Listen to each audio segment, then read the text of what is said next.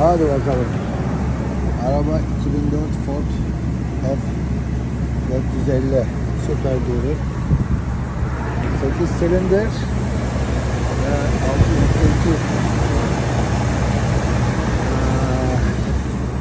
6.2. Arabada motorda sallama var ve kodlar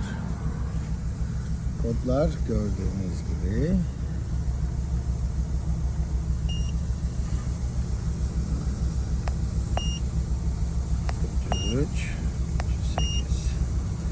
Hadi bakalım. Problem nerede?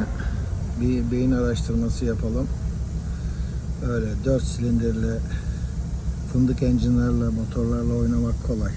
Hadi bir de bununla çalışalım.